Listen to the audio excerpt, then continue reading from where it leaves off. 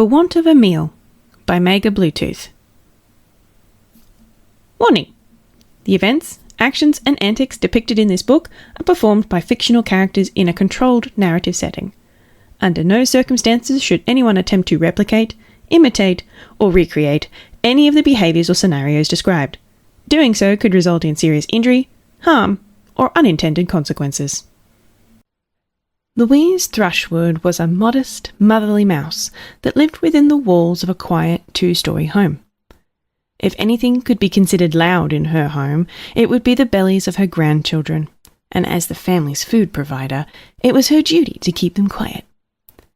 Each morning, before the sunrise, she would make her way to the house's kitchen to gather crumbs, drippings, and other scraps that had been carelessly left behind by the house's larger residents. This was the Thrushwood way, to take only what was left behind while no one was around to care. The most reward with the smallest risk. It allowed her and her family to live in the house without its residents being any the wiser, and she wouldn't hear any talk of her family being a bunch of thieves. As her father always used to tell her, it's not stealing if nobody wants it. Louise had never encountered any of the house's giants, but she knew that they were fond of midnight snacking and less fond of cleaning up after themselves. As a result, most of what Louise scavenged consisted of various cheeses, crackers, and cookies, which made up the majority of her family's diet. She would have liked if the housemasters snacked on some more fruits and veggies now and again, but scavengers couldn't be choosers. Wielding her father's sword, which had grown far too dull for combat, she would poke each crumb, inspect it, and place it in her basket if it passed her inspection. That morning, she happened upon something truly special in the midst of rounding up a scattering of cookie crumbs. One of the crumbs in question happened to contain a fully intact chocolate chip, the food of the gods. After sniffing it to confirm it wasn't just a raisin, she held it up to gaze at its shine in the sunlight. She so badly wanted to taste it. It had been months since anyone in her family had even smelled chocolate. But she had to restrain herself. Her father had always warned her about snacking while scavenging. One thoughtless bite could quickly lead to an empty basket, and Louise couldn't bear the thought of her family going hungry because of her. After depositing the final crumb into her basket, Louise sheathed her sword and immediately headed for home. She didn't want to risk sticking around once the housemasters woke up. The less time she spent outside her mouse hole, the better. The Thrushwood home was already full of life by the time Louise returned. The triplets were playing around on the couch. Sophia was hard at work putting her ribbons on everything, and Elizabeth was skulking in the corner practicing her evil stare. Louise's grandkids all threw out a warm welcome upon their grandmother's arrival, though Louise's own kids were a little preoccupied. Adam and Abigail were still sleeping like a rock and a log, respectively, acting as additional props for Sophia's decorations. Meanwhile, Morgan was already doing the prep work for breakfast. She was never one to take it easy. Louise wanted to keep the little surprise that she had found that morning a secret, especially from Morgan. It was difficult enough to convince her to feed her kids the cookie crumbs she scavenged, but Louise understood. It was Morgan's job as the mother to be a stick in the mud. But at the same time, Louise felt it was her duty as the grandmother to spoil her grandkids rotten. As long as she was the scavenger in the house, she'd make sure they got a little sugar in their diet. Louise did wonder how much longer that would be, though. More and more, Morgan had been hinting that Louise consider retiring her role as the family scavenger. Louise was already in her mid-50s, and her vision wasn't exactly as sharp as it used to be. Louise could see her point, but every time she thought about hanging up her cape, she'd remember the smiling faces of her little ones every morning she brought in a basket of goodies. It made her feel like she was doing her part, like she was a precious member of the family that couldn't be forgotten like her father was. She had a role to play, and she was the best to play it. Morgan, Adam, and Abigail had only scavenged a handful of times, and they still had a long way to go. Morgan was too cautious, and she couldn't find enough crumbs to fill her basket. Adam had a tendency to snack on the job, and Abby was too easily distracted by the wonders of the larger house. Louise wanted to see them improve, but she wasn't ready to let go of her title just yet. She knew that she had many more adventures left in her. As lively as the Thrushwood household could become, nothing turned it on quite like mealtime. No Thrushwood nose could resist the siren song of the dinner table, especially during breakfast when the crumbs were at their freshest. Even the most tasteless of saltines burst with flavour when placed on a plate with a sprinkle of grandmotherly love. Unlike the patrons of the larger house, they would not leave one crumb behind. Dropped food would be eaten off the floor without hesitation. To do otherwise would be hypocritical. Louise had melted down the chocolate chip to use as a topping to the cheese, cracker and cookie crumbs she'd scavenged that morning. She'd played the role of the chocolate fairy, sprinkling a little touch of heaven into each of their plates. When it came to Morgan's kids, however, it didn't take much in the tank to get their engines running. Davy grabbed his ball from the living room to toss around. Sophia started biting her food face first like a wild animal, and Abigail suddenly found it difficult to resist teasing her twin brother. They were almost as energetic after eating it as they were just to see it. Even picky little Elizabeth had a chance of joining the clean plate club with chocolate on the table. Louise couldn't begin to measure her joy at seeing the table so alive. Morgan, on the other hand, was on full damage control, striving to quell the storm that was brewing as a result of combining her kids and sugar. She'd never understand why her mother enjoyed causing such chaos. As she attempted to wipe the chocolate off a jittering Sophia's face, Davy threw his ball a little too hard, knocking off Douglas's glasses and flying back into the living room. Dirk was naturally upset with this manoeuvre, as it was actually his ball, and he didn't like the looks of where it was flying.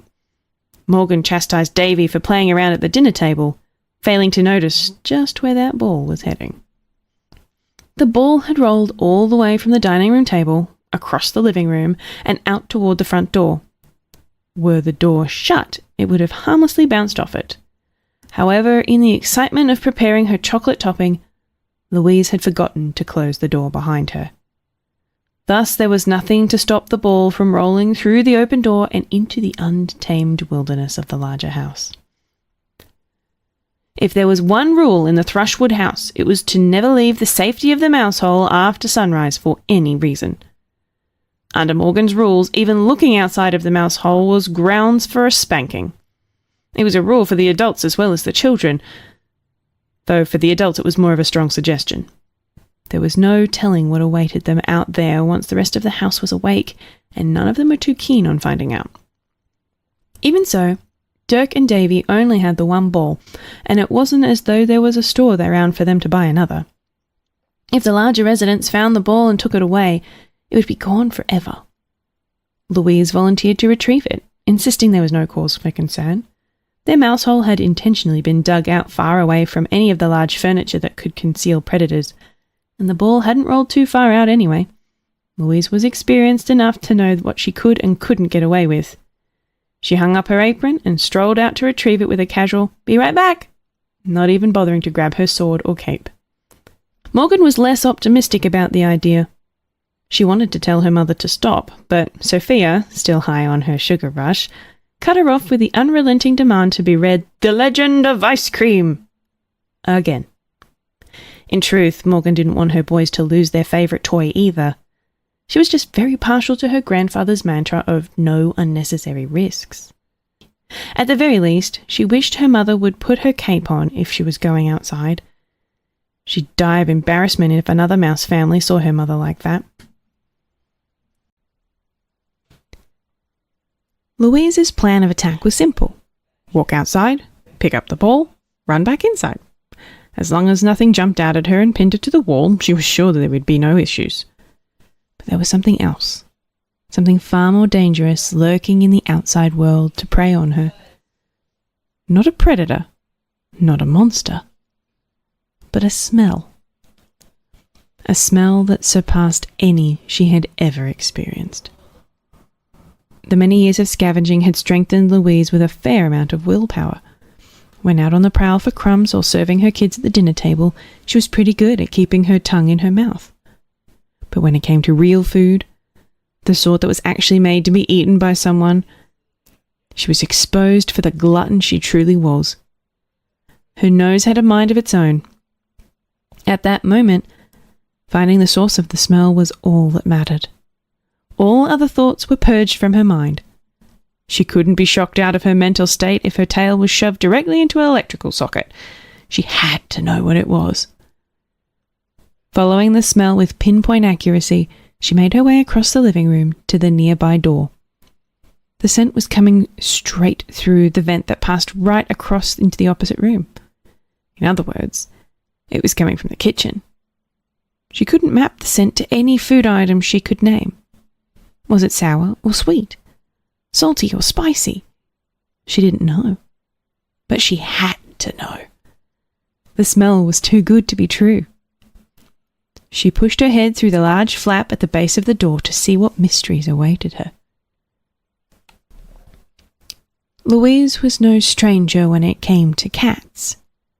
She had seen lazy cats, mean cats, dumb cats, snooty cats, and even dog-like cats. Her strongest memory was at the old barn where she and her father once lived. There was one scrawny orange barn cat tasked to protect the silo from vermin. He was a pitiful creature, really, frightened off by a simple poke to the hindquarters with her father's sword. Over time, Louise's father managed to train him to fetch the leftovers from the farmer's table and save him the trouble of scavenging. Over time, Louise saw the cat as a friendly companion, like a big teddy bear that brought her food. The creature on the other side of that door flap, though, was no teddy bear. Its appearance was so striking that it knocked Louise out of her trance. The beast was covered from head to tail in a forest of thick fur. Much of the forest was coated in a bright brown, with white markings lighting up its cheeks, feet, belly, and tail tip. The white markings on its feet and tail were preceded by heavy patches of dark brown, resembling the broken shackles of an escaped prison convict. That same dark shade of brown formed long, jagged stripes that descended down her back and forehead, like scars obtained in the process of escaping said prison. Most intimidating of all, her side boasted a unique and unusual marking of the same dark colour in the shape of a foreboding skull. As the cat turned around, Louise could see the same marking miraculously adorn both sides, making the creature equally intimidating no matter which way it was facing. The cat's fur was certainly off-putting, but what really struck Louise was how massive the beast was in size. While the vast amount of fluff obscured the creature's true size, this was definitely one fat cat. It made her old barn cat friend look like a large rat by comparison. Louise couldn't believe she had been living in the same house as something so enormous without knowing about it. In hindsight, she was feeling awfully glad that her family avoided the house's larger patrons. After taking in the sights, Louise's thoughts turned back to the smell. The cat was rather unceremoniously lapping up a bowl of milk on the kitchen floor. It was a familiar sight for Louise. The barn cat did it all the time. But where was that smell coming from? The aroma certainly wasn't coming from mere milk, and there didn't seem to be anyone else in the kitchen. But Louise's nose didn't lie. This was definitely the room it was coming from. Just then, Louise heard a loud ding. She instinctively ducked down, thinking the cat had noticed her or Morgan had come to drag her home. In actuality, it averted the cat's attention even further away from Louise. Louise watched intently as the cat made its way over to one of the large kitchen boxes she had always found too risky to mess with during her scavenging. After responding to the ding, the cat returned to its milk bowl, and Louise became privy to the answers of two of her questions. Where was the smell coming from? And how was this cat so fat? It seemed a little strange to see a cat with a milk bowl without a food bowl to go with it. The cat returned not with one food bowl, but with 5. Each one contained a gloriously fattening dish beyond anything Louise's taste buds had encountered. If she couldn't smell it herself, she'd never believe it. Soft swirl ice cream sandwiched between 2 donuts, boiled shrimp coated in chocolate, a burrito stuffed with cheese fries and layered with honey, and one of the bowls looked to just contain a jar of mayonnaise with an ice cream cone stuck to its lid by way of caramel. The cat certainly had peculiar tastes, but Louise wasn't one to talk. Each bowl sent more and more saliva pouring out of her mouth until she finally caught herself and scooped her tongue off the floor. She knew she had to resist her burning desire to leap into the nearest bowl and join the cat in its feeding frenzy, but the food wasn't helping her sense of duty. The bright blue bowl closest to Louise had a ham, cheese, and marshmallow sandwich in it that was practically begging her to eat it. The raw fish in between the two bread slices was practically looking at her. She could hear it calling her name. Just one bite. Morgan and the cat will never know. Louise couldn't do it. She had to turn away. If the twin skulls on the cat's sides were good for anything, it was dissuading Louise from risking getting up close and personal with them. The last thing Louise wanted for was this creature to find out there were mice in the house. Wrestling herself free of the tantalizing odours and colours, Louise pulled her head back through the door and steeled herself to return home. The image of the cat eating was burned into her mind as she headed back, including one little detail that stood out to her. Louise had encountered those bowls before in an empty state. Each one was emblazoned with a single word must have identified its owner. Ambrosia. Louise's foray into the unknown had not gone unnoticed. While she had felt helpless to do anything as her mother brazenly wandered beyond any conceivable realm of safety, Morgan was all too eager to read her mother the riot act upon her return. Slamming the door to their home shut and locking it tightly, Morgan shoved her mother back into the dining room. Louise's feet dragged along the dirt floor in apprehension. Louise didn't make any excuses. She knew what she did was wrong. She knew Morgan's anger was justified. She had let her love of food take over and put an unnecessary risk on the family's head. This was not the Thrushwood way. What would her father think if he were here to see this? Louise didn't dare mention the sights she had seen, as she knew even hinting there was a cat in the house would send Morgan to the ceiling. She could still remember all the times Morgan would crawl into her bed at night, crying that she saw a cat tail outside her window. They had lived in a hollow log back then, and it took forever to convince Morgan that it was just a cat tail. But this time the cat tail was very real, and like the rest of the cat, it was bigger and fatter than even Louise had ever seen. Louise wasn't about to tell Morgan how close she had come to revealing herself to it, though it didn't seem like she could make things much worse for herself. Morgan insisted that if Louise was going to act like a child, then she would be treated like one. From that day forward, Louise was to follow all of the same rules as Morgan's children. No leaving the mouse hole or even looking outside of it under any circumstances. Naturally, this meant her scavenging days were officially over. Louise wanted to protest, but she had nothing to counter with. What she had done was reckless. What if she encountered such a delicious smell while scavenging? Would she be able to control herself then? It wasn't as though Morgan, Adam, and Abigail couldn't perform the job. It would probably be better in the long run for them to start getting that experience. Louise just wished her time didn't have to end so abruptly. Louise meekly accepted her daughter's punishment in silence. Though her sadness was overtaking her, it lessened as she handed Dirk his ball, watching the smile on his face as he scampered off to play with it. She wanted to keep feeling it, that feeling of providing for her family, that feeling of being useful. Whether she was a scavenger or not, she wanted to keep that feeling alive, even if she had to fight off 100 cats to make it happen. The following morning, Louise rose before the roosters crow to carry out her scavenger duties as normal, only realizing when she got to the front door that it was her first day of forced retirement. Morgan had modified the sign on the front door to say no children or old ladies beyond this point. Louise got the message, but she felt a bit slighted. She wasn't an old lady yet, so clearly this sign didn't apply to her. She looked back to confirm her kids were still snugly tucked in bed. Then she impishly pushed open the door and stuck one foot out, as if to stick a finger in the sign's eye. As she did, she suddenly felt glad that her kids had overslept. The gigantic cat that Louise had encountered the day before was suddenly before her, napping in the centre of the living room right next to the kitchen door. What was the beast doing here? Why now of all times? Louise had never encountered it before yesterday. Had it detected her?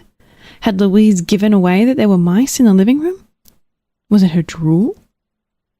While all of these questions buzzed through her mind, they were all eclipsed by the second unusually large object in the room.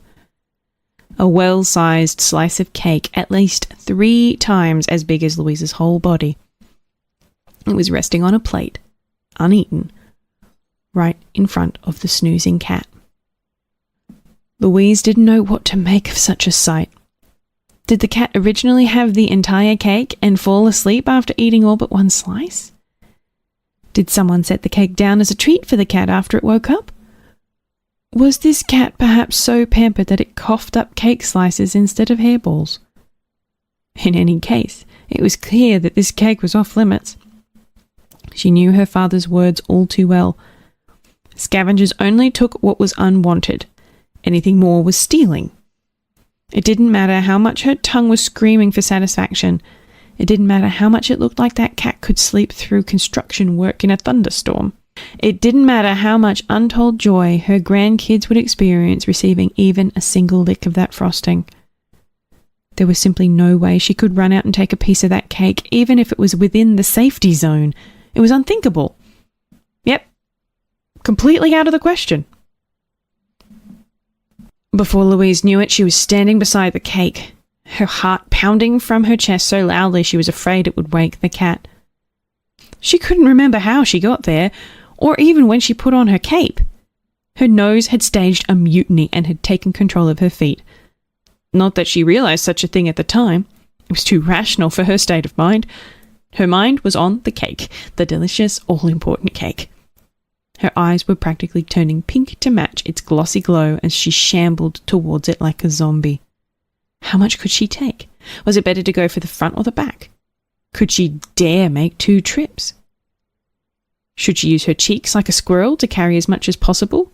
Would it still be edible if she did? All of these fleeting thoughts eventually gave way to one word.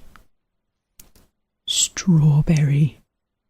Without skipping a beat, she thoughtlessly clambered onto the cake slice and seized the crown jewel resting on top of it, twirled around and sprinted back to safety, out of the snoozing behemoth's long reach.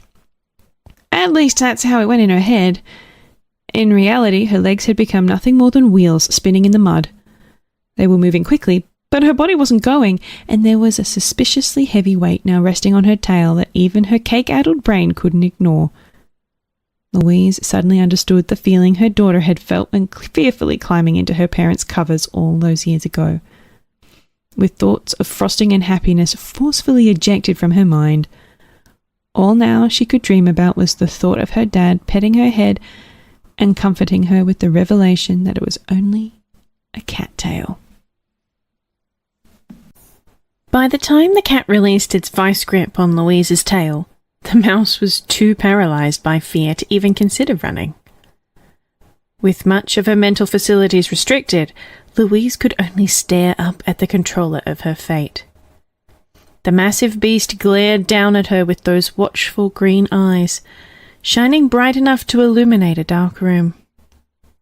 As the two stared motionlessly at one another, a desperate thought of hope managed to escape the tangled maze of Louise's mind. It was true this cat was beyond intimidating in appearance, but Louise wasn't entirely sure what kind of personality it had. She knew it had an appetite that could rival even her own, but beyond that she had no clue what category this creature fell under. Perhaps at heart it was no different than the timid barn cat she and her dad had befriended all those years ago. Finding the strength to speak, Louise called out the name she had seen written on those food bowls. Ambrosia. Based on the way the cat's ears pricked up, Louise was convinced that she had guessed its name correctly. It gave her the courage to continue.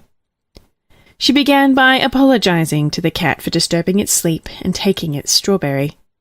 She set the strawberry down as a peace offering, insisting that the cat would never see hide nor hair of her again if it let her go. She attempted to butter the cat up, insisting that a cat so big surely had a big heart to match. She was reasonably certain it was a lady cat, so she added that a lovely lady like herself surely didn't have the stomach for violence. She gauged the cat's face for a reaction. Louise wasn't certain, but she thought it was smiling, so she smiled back as best she could, putting all of the manners her dad had taught her to use. Was she getting through to it? Had she said something wrong? Could the cat understand her words? She wasn't ashamed to become a total kiss-up, but she wasn't certain what traits the cat would even want to be praised for. Was it proud of its fluffiness? Its appetite? Its fur markings? Louise didn't know what to praise, but she knew she had to pick something. In the end, she blurted out that she'd never seen such a fat cat before, and she instantly felt the colour seep out of her pores. Why had she said that? It had sounded much better in her head. But who would ever take that as a compliment? Accepting that she had possibly sealed her fate, Louise put on her cutest, most innocent face, and then she waited. Waited to see how the cat would respond. Back when Louise lived in the barn with her dad, she would often play fetch with the barn cat. She'd tie up some hay into a ball and toss it out the window, watching with joy and amusement as the cat would clumsily fumble over itself to clamber out the window and retrieve it, only to bring it back with an ignorant grin on its face, hungry for more. Louise never understood what made that cat so eager to chase around a simple ball of hay, so she was surprised to see Ambrosia present her with a similar toy, a ball made entirely of yarn instead of hay. Louise got closer to inspect the yarn, checking to see if there was anything special about it. After finding nothing spectacular, Louise offered to play fetch, feeling a little nostalgic at the prospect. Ambrosia simply nudged the yarn closer, as if suggesting Louise to take a closer look. Curious, Louise peered into the tangled maze of yarn. As she stared, she felt her mind slipping away into the criss-crossing red lines.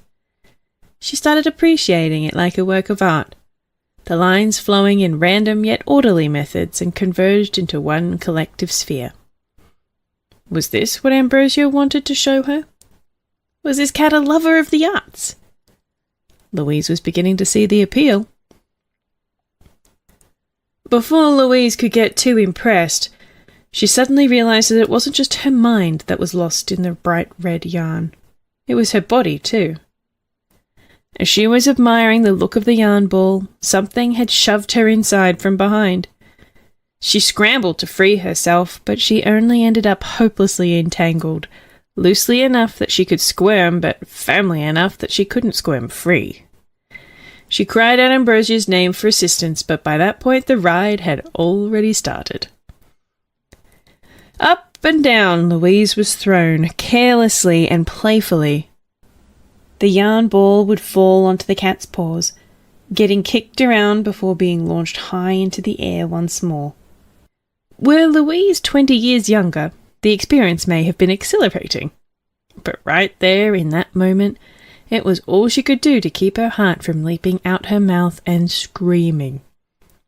Was this her punishment? Was she getting her just desserts for stealing the strawberry? She wasn't used to such a thing. Her dad had been one to spare the rod when Louise acted up. She wondered if her gluttonous mannerisms would be as much of an issue if she had someone like Ambrosia as a mum. Perhaps this would be good for her in the long run.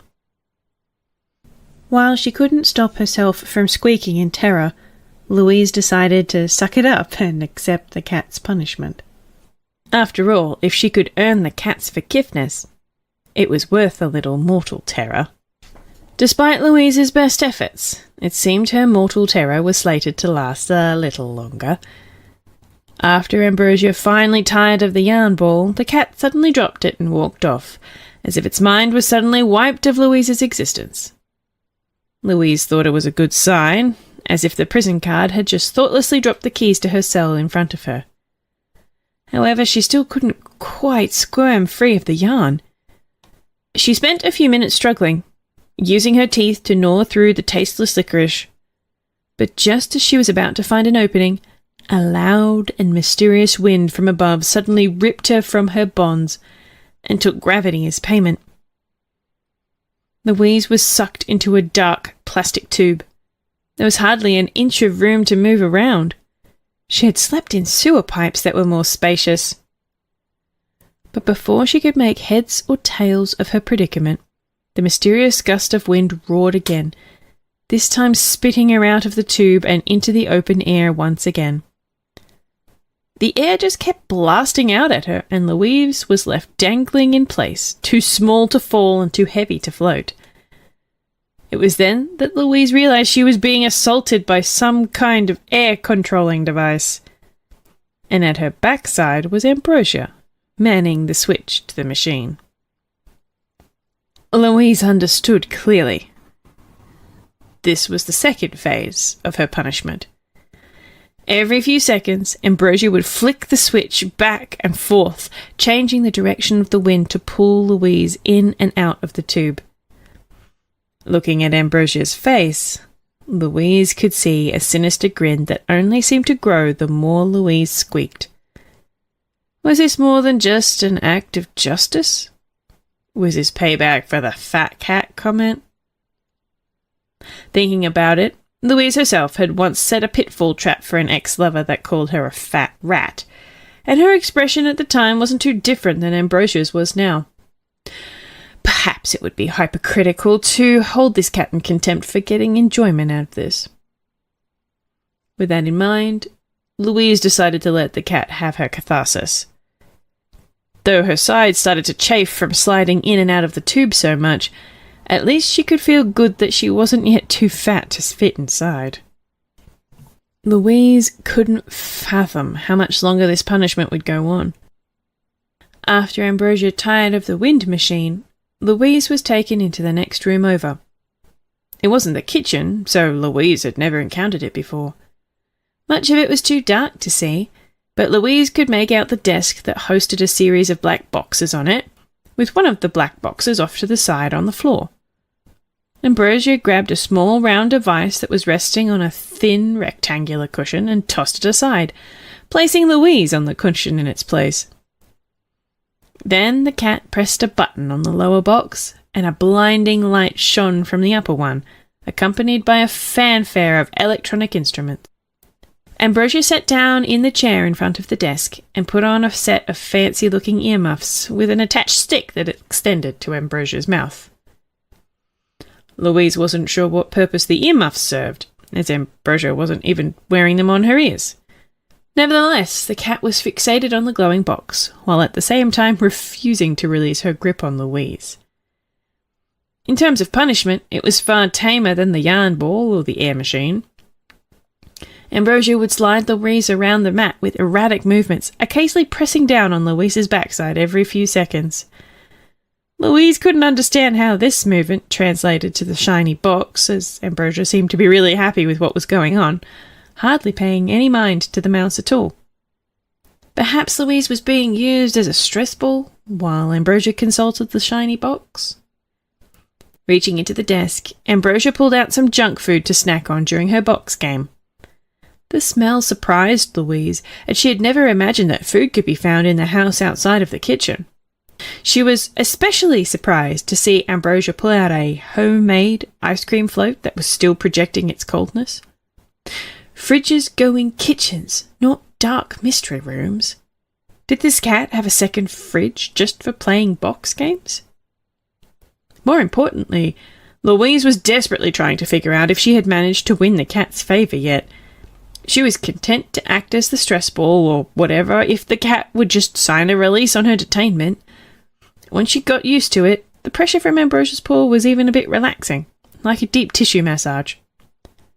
She wanted to ask Ambrosia if they were square, but it didn't seem like quite the right time to ask. Whatever game Ambrosia was playing, she appeared to be winning. Louise's eyes still hadn't adjusted to the light after being removed from the box room, but she could tell from the colour of the wallpaper that she was in another new room. She wondered if she would ever see the living room or her beloved family again. Short of earning Ambrosia's forgiveness, Louise had been counting on the cat getting bored or running out of things for her to do, but each of the cat's cages just seemed to give way to another. After having her fill of snacks and box games, Ambrosia seemed to be in the mood for a nap. It made sense. Most of Louise's memories of cats involved them sleeping, or being drowsy enough to lull to sleep, a fact to which she attributed most of her family's survival. Even so, it seemed she wouldn't be getting out of this one quite so easily, as Ambrosia sat a hairbrush in front of Louise before assuming the curled position of a sleepy kitty. She also refused to close her eyes until Louise began brushing her fur, reopening them each time Louise took a break. Louise calculated her options. Even if Ambrosia did nod off, Louise felt as though all of her goodwill would fly out the window if she was suddenly gone when Ambrosia woke up. And that was assuming she could even get away. What if she made a run for it before Ambrosia was fully asleep? There was no way she could outrun a cat at her age. Beyond that, where would she even go? She didn't even know what room she was in, which might have even been the reason the cat chose this room for nap time. Who knew what kind of crazy rooms this house was hiding? One wrong turn could take her right into the hall of mousetraps. She may as well have been trapped in a maze. Without some pungent cheese to guide her to the exit, her feet were glued in place. While her condition was disconcerting, there was something else eating away at her. Before settling down, Ambrosia had brought with her a bowl of buttered brownie bites from the box room to serve as one final snack before bed. Though the promise of escape was tempting, Louise could hardly focus with those puppies licking her nose. Like the strawberry cake that came before, the smell was heavenly, and this time they were tantalizingly close. One of them was even hanging out of its porcelain lodging, extending its reach towards Louise like a forbidden lover. Louise wanted to accept its embrace, to grant it a simple peck on the cheek. She might have gotten away with it had she been pampering one of the lazy cats from her childhood. Because of that fact, she underestimated Ambrosia's energy and greed. Louise never could have imagined just how watchful the cat's eyes were when it came to her food. Louise was practically humming her funeral march as Ambrosia carried her into the kitchen. She felt no different than when Morgan had caught her the previous morning before. Once again, she felt unable to make an excuse. She had fallen victim to her tongue twice in 2 days. The best she could hope for at this stage was a well-seasoned casket. After wedging Louise inside a salt shaker to keep her in place, Ambrosia grabbed a large loaf of bread from the pantry. The size of the bread astounded Louise, but it was quickly wiped from her mind as Ambrosia pulled open the fridge.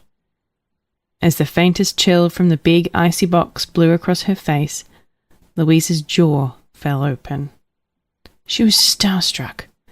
Her vision rapidly switched from blurry to picture-perfect as she ogled over every sacred treasure she could spot. All the meals she and Morgan could prepare if she got her paws on just one of them. Louise's mind buzzed with images of her family dipping all of their potato crumbs in ketchup, or sampling something as exotic as zucchini. Never mind all the meat that was in that fridge. Louise could recall the time her dad had managed to snag the two of them a leg of wild bird. The bird was awfully huffy about it, but even getting an earful of bird poop couldn't have ruined the magic of that experience. What a marvel it would be to share it with her grandkids. Louise couldn't even take notice of why Ambrosia opened the fridge or what she was rummaging around for. She was captivated by the sights and smells that were courting her eyes, nose, and tongue. All this time, this was the paradise she had blinded herself to by adhering to her father's no-risk principles. She felt as if a blindfold had been pulled from her eyes. To experience something such as this, how could she not take the risk? If only she had realized sooner, she and her family would have known full bellies, if only for a little while. Instead, she was filled with regret and shame. Regret that none of this food would ever reach her own lips or the lips of her family. And shame that her final moments would involve her spitting on her father's legacy by abandoning his principles in both body and spirit. All she could hope for was that his eyes still weren't good enough to see her as he watched from on high. Was this refrigerator the science lab where Ambrosia concocted her ridiculous food combinations? The cauldron that summoned her magical artifacts? It had to be. There was no mistaking it. Louise vowed that if she somehow survived Ambrosia's punishment, she would bring at least a crumb from that fridge back home, even if she were reduced to her head and had to store it in her cheeks. No matter how long the moment seemed to last, it was still just a moment. Eventually the fridge shut, and Ambrosia returned with the tools of her trade. Louise recognized the items she was holding immediately. Sandwich fixings. She gulped, for what she figured would be the last time, as Ambrosia put on her chef's hat and began slicing the bread in two. Ambrosia pulled Louise from her salt shaker prison and removed her cape and glasses, presumably to increase her flavor profile.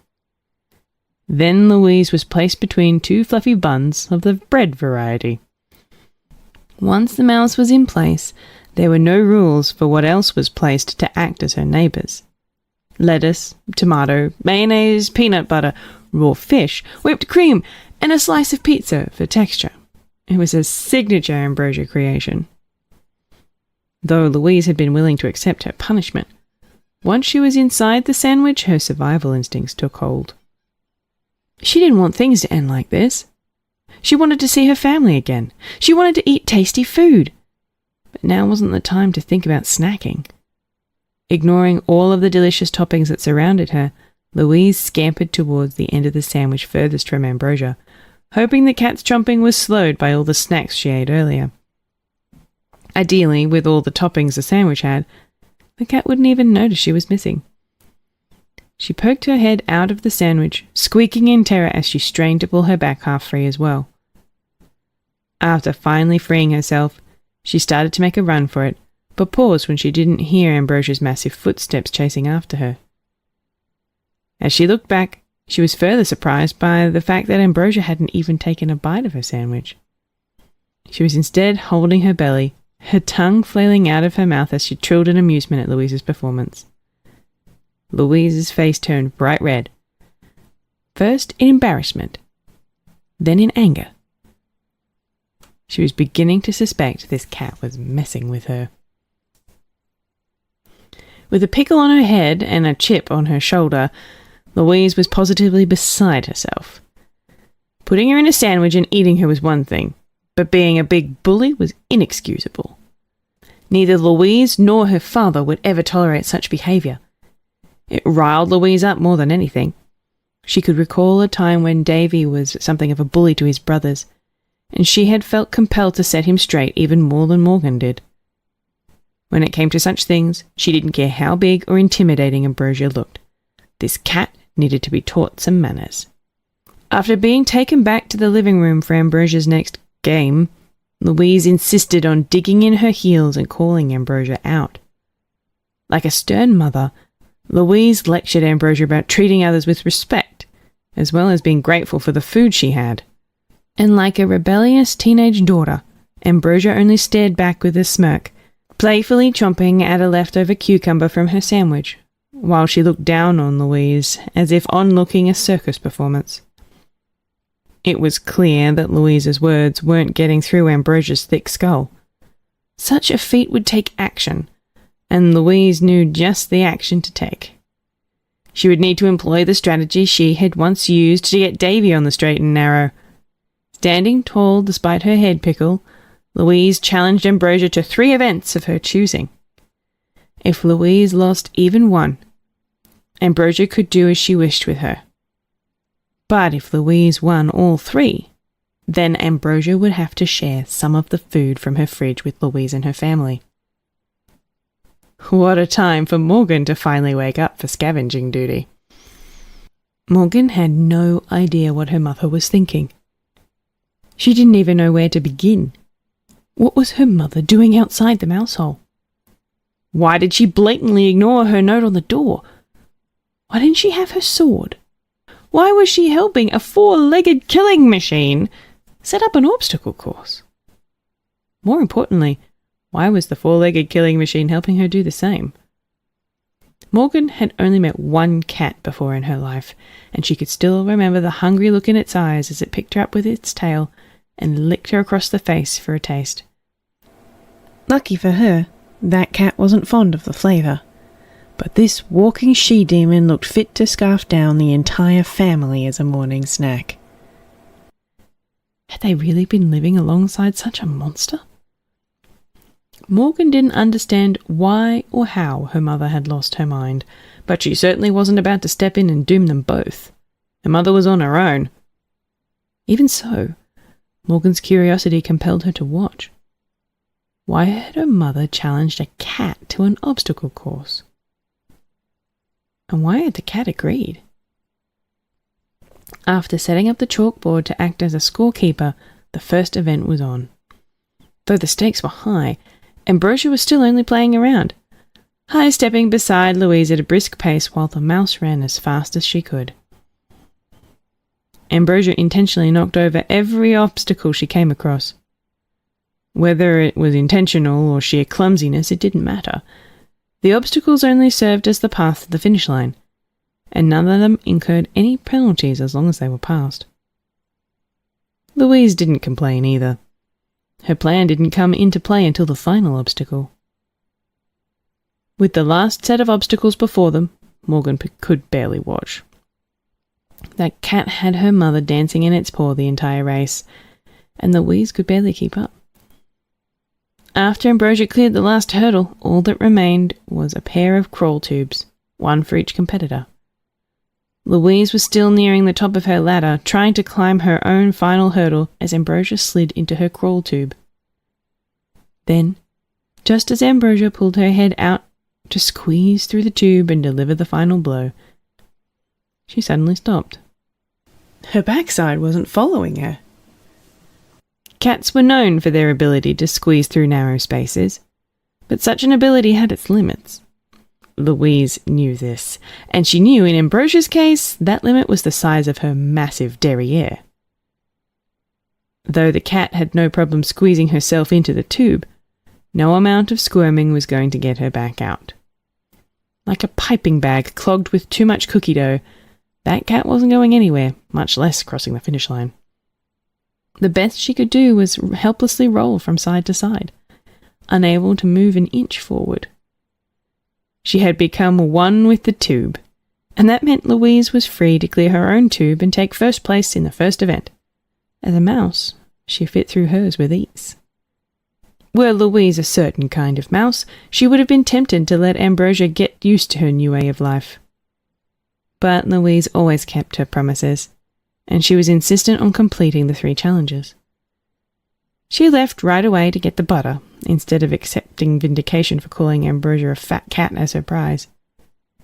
Morgan wasn't too keen on the idea of releasing the cat from its big blue shackle, but she had to admit she was impressed her mother could show the creature up. With a face full of shame and a belly full of butter, Ambrosia's tail waggled in anticipation of the second event. Louise could tell she was no longer playing around, and given her performance in the obstacle course, Louise didn't blame her. Louise had planned for this, though, and was ready to announce the second event. Of the few cat toys Louise could name, there was one she could call her favourite, one that her father had once used to save her from a whole basket of kittens. The dot maker. Louise knew cats loved chasing around the red dot made by the dot maker, even cats that didn't like to run. That was why she knew Ambrosia had to have one, and it didn't take much probing for Ambrosia to draw it out of her toy box, which meant Louise had everything she needed for the event. Using the dot maker, Louise would try to keep the dot away from Ambrosia for 10 minutes. If Ambrosia caught it before time ran out, she would win. If Louise's dot could evade her for all that time, she would win. In order for the light to be caught, Ambrosia would need to hold it in her paws for at least 5 seconds. And to make sure Ambrosia was content with these conditions, Louise made sure to offer Ambrosia the option to refuse the challenge. That is, if it was too difficult for her. Naturally, Ambrosia would never refuse after such a statement.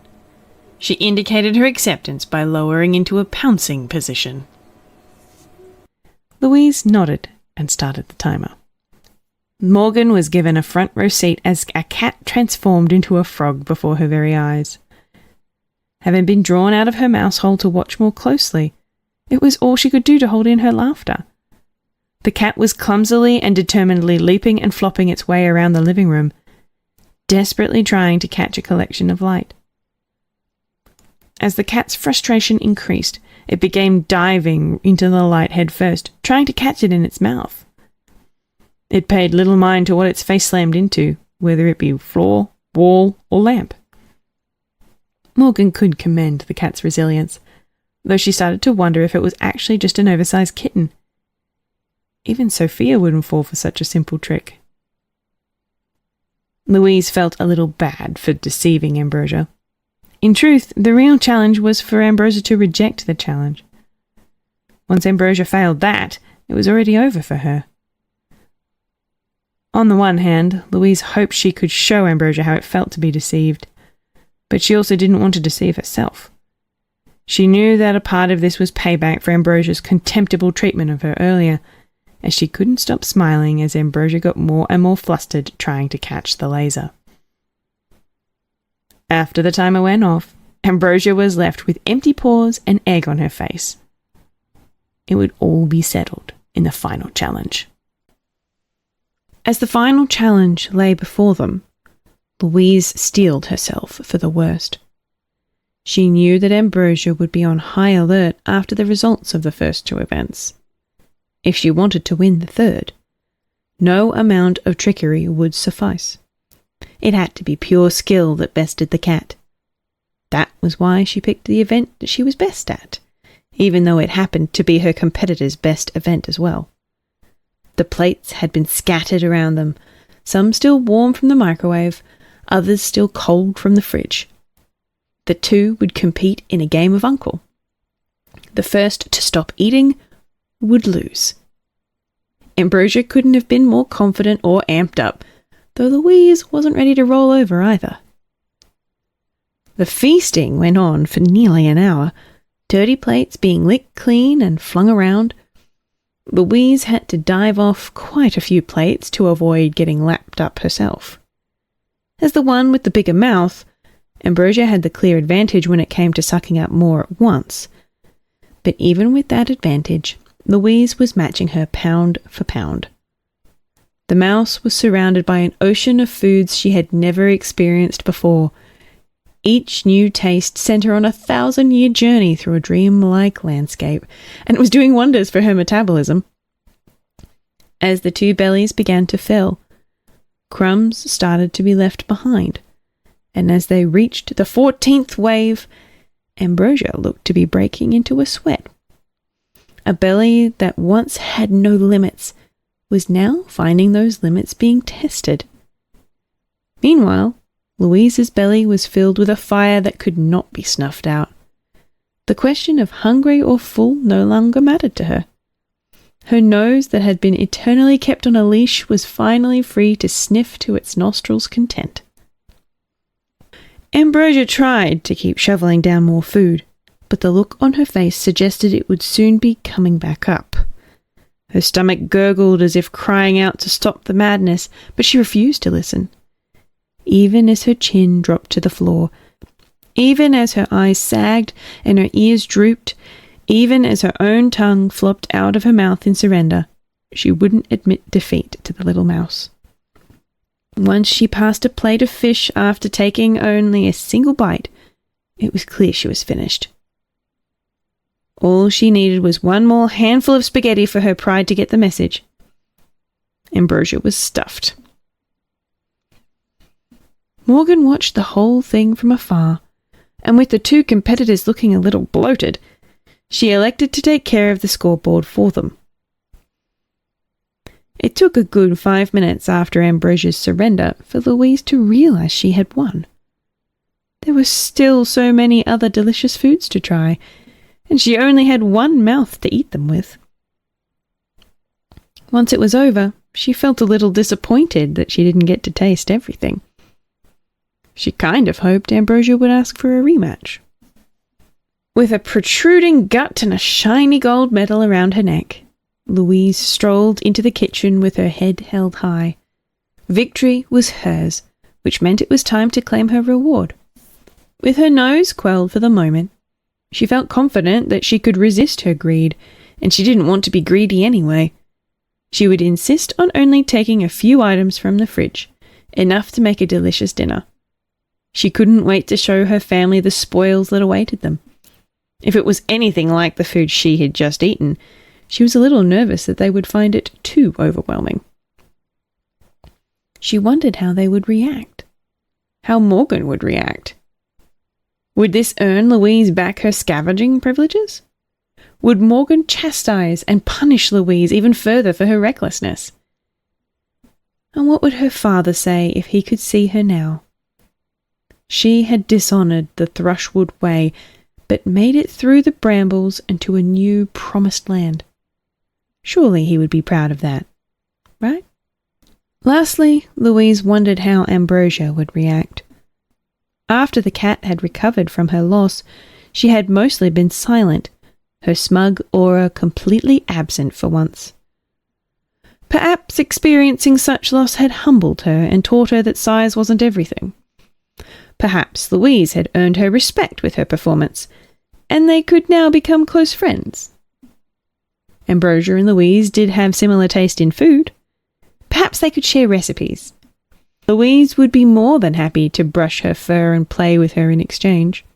But before any of that, it was time for the cat to hold up her end of the bargain.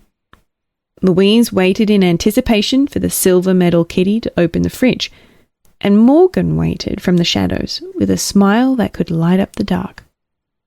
Louise squirmed with all her might, but she couldn't move a millimetre. She couldn't even tip over the cone with her legs stuffed so firmly underneath her. Earlier, she had been wedged tight into a salt shaker and just barely unable to wiggle out. But now, she couldn't squeeze her way out of an ice cream cone if her life depended on it. It was difficult to feel betrayed when she felt so embarrassed. She tried squirming once more just in case, but it was no use. After the results of the eating contest, no amount of squirming or sucking in was going to pull her free. How had her luck taken such a dire turn? Now she knew how Ambrosia had felt in that tube. Or perhaps in general. Ambrosia returned to the room carrying a yellow putter. Not content to just stuff her mouse friend into an ice cream cone and laugh, she smirked as she put her master plan into action. Louise wasn't certain what it was until Ambrosia opened the window and flipped up Louise's cape, exposing the mouse's hindquarters. Then it was all clear. It really wasn't a roundabout means of opening the fridge for her. It was banishment. The cat couldn't deal with her loss and wanted to get rid of the evidence. In this case, that was her. Though Louise was in full panic mode at the prospect of being booted from the house, even she wasn't as terrified as the trembling mouse hiding up on the kitchen counter. It was too horrible for Morgan to watch, but she couldn't think of anything she could do. Pictures of her original cat encounter flashed through her mind as she weighed her options, all hope being eclipsed by the image of the cat's inner mouth. Were she to reveal herself in any way, she would just get captured. Eaten at worst, stuffed into her own cone at best. And were she to try to act without revealing herself, a cat that gluttonous would no doubt smell a rat. No option she could think of allowed both mice to escape unscathed, and no option where she did anything resulted in a better outcome than if she didn't. All she could do was watch and wait. Wait for the inevitable spanking that would seal her reckless mother's fate. Louise's father had once told her a story of mice using birds as transportation. Since mice couldn't fly themselves, they could instead use their skills to scrounge up worms and seeds as airfare. Louise never did get a chance to rent a bird herself, but she had always been a little curious as to what it was like. As it turned out, flying was terrifying. It was even worse than being stuck in the wind machine. Unlike in that circumstance, she felt as if there was nothing guiding her way, nothing ready to catch her as she inevitably fell. Everything was out of her control, and all she could do was accept it and soar skyward. She wondered what would become of her family. Would they ever find out what happened to her? Would Ambrosia pick them off one by one and make them share Louise's fate? Even little Sophia? Would Morgan catch one glimpse of Ambrosia and leave the house forever, returning to an unfamiliar wilderness? Would they be okay? Louise had no answer to these questions, but she did have one answer. No matter how far she flew from the house, she would stop at nothing to return. She would stop at nothing to see her family again. Ambrosia snidely waved off Louise's flight, donning her best hat and waving a handkerchief as if to suggest how much she would miss Louise. In reality, the cat felt nothing but joy as she watched her defeat sail out the window and out of her life. With the mouse sent packing, her honour as a cat had been restored, and her perfect record of defeating every mouse she went up against was preserved. Whether or not she went back on her word was irrelevant, as what good was a cat's word to a mouse anyway? Closing the window, Ambrosia felt fit for a celebration. But first things had to come first. There was still one loose end left to tie up.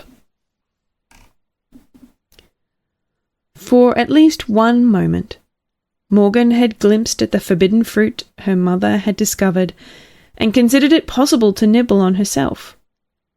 But having seen that possibility jettisoned out the window, she clung back to the original Thrushwood way like a childhood teddy bear and rushed home. Her grandfather was right all along.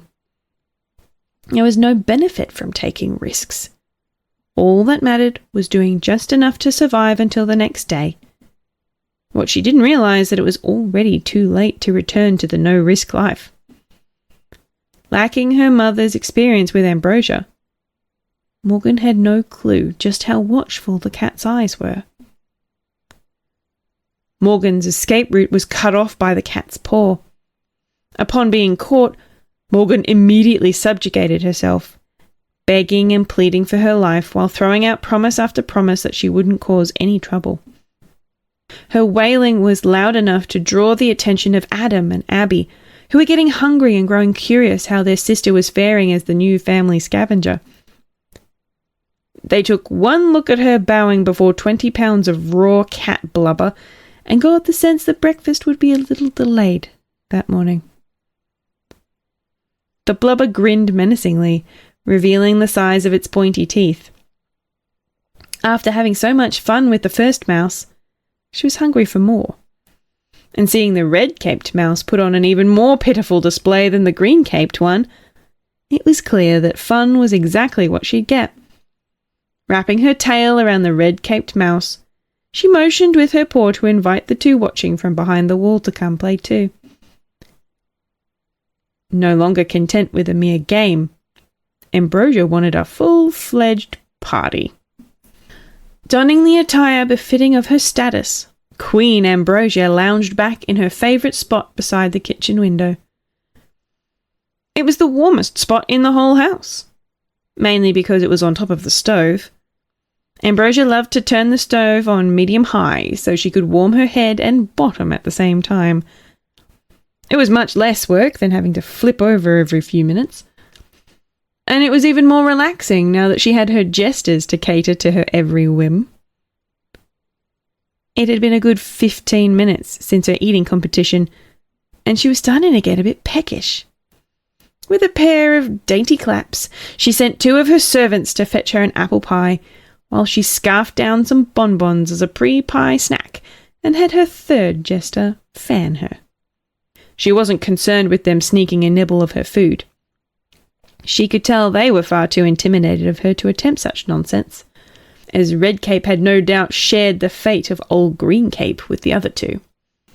Ambrosia felt on top of the world.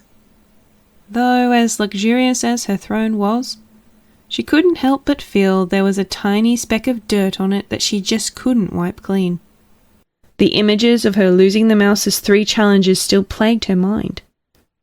She couldn't fathom how she managed to lose all 3 challenges, or how a simple mouse had beaten her almost effortlessly. The first 2 were whatever, as the mouse had used dirty tricks.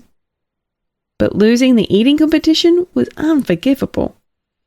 It besmirched her honour as a cat. It was her job to be feared by mice, to have absolute authority over them, and most certainly have a bigger appetite than them. If a mouse could so easily overcome her, she may as well be a mouse herself. She had thought banishing Green Cape would restore her honour, but the shame continued to linger. Part of her wanted the little vermin to come back. She wanted a chance to redeem herself for real.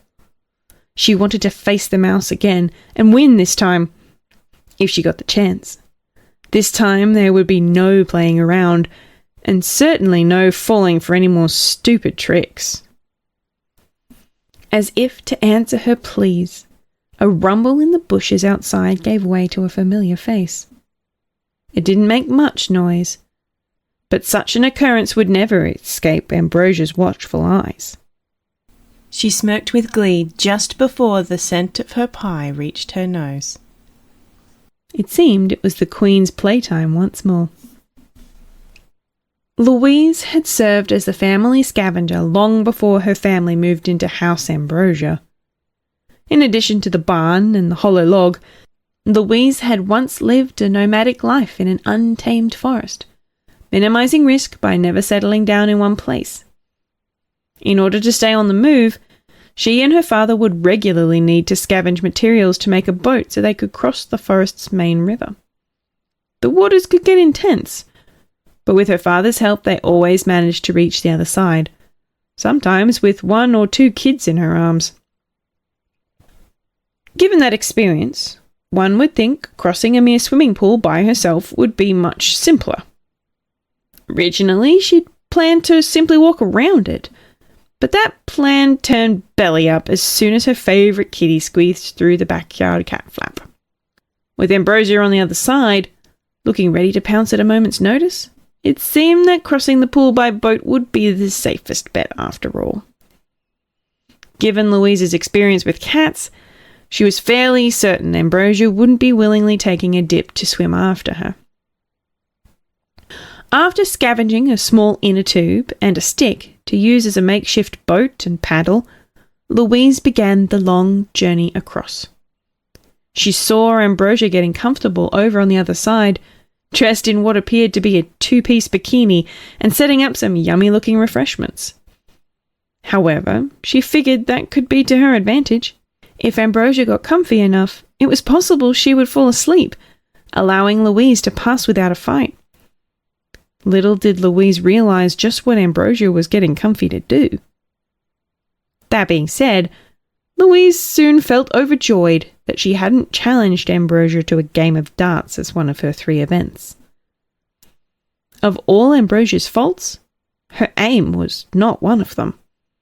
This cat was crazy accurate. With a single throw, Ambrosia's dart punctured Louise's boat and sank it instantly, leaving Louise no choice but to swim back to shore. Not wanting to give Ambrosia the chance to move in for a finishing blow, she swam all the way back to the other side, as far away from the cat as possible.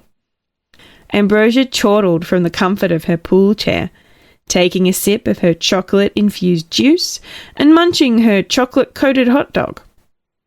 Now soaking wet, Louise retreated into the bushes to think. Regardless of how comfy Ambrosia looked, it was clear there was little chance of her falling asleep, and Louise couldn't possibly scavenge enough boats to exhaust her darts. Moreover, it would be difficult to make it to the house even if she did manage to cross the pool. Ambrosia could just wait on the edge and scoop her up as she approached. There had to be a way across that would give her a clear shot to the back door, and Louise would give up anything to find it, even the nose on her face. Ambrosia was grinning from ear to fluffy ear, having successfully repelled Green Cape without breaking a sweat. She could feel the weight of her shame beginning to lift. All she needed to do was stop a few more of the mouse's futile attempts, and her reputation as a cat would be restored.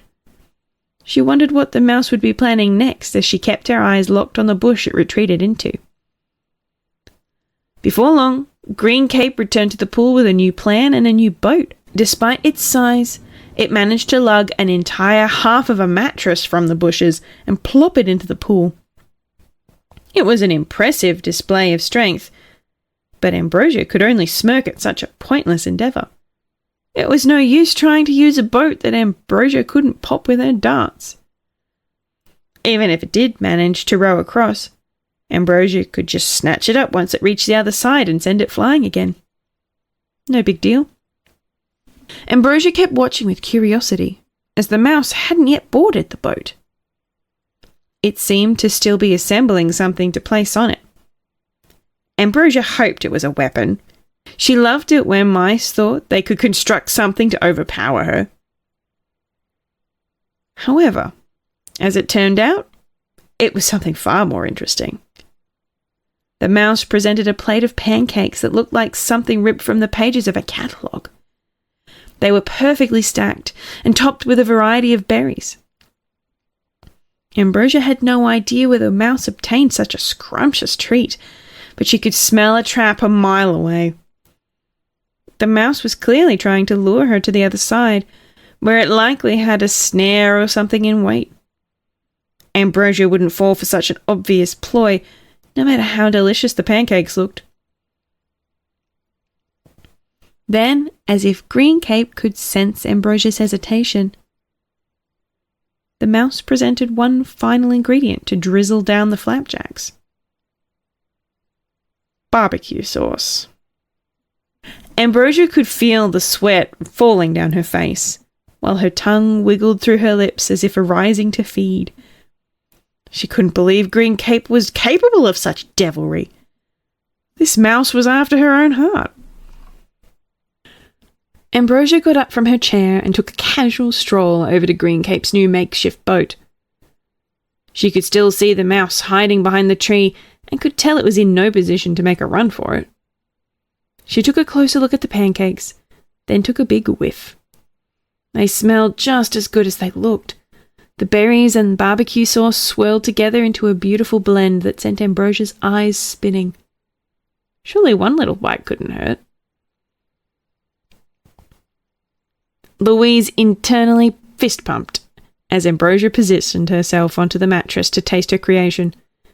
It seemed the two were cut from the same cloth after all. Louise knew Ambrosia would go gaga once the barbecue sauce made its appearance. Those were just the kind of taste buds Ambrosia had. Of course, Louise had them too, and it had taken every ounce of willpower and the prospect of returning home to her family just to keep her tongue off the berries she scavenged. She watched with envy as Ambrosia plucked the big strawberry off the top pancake and popped it into her mouth.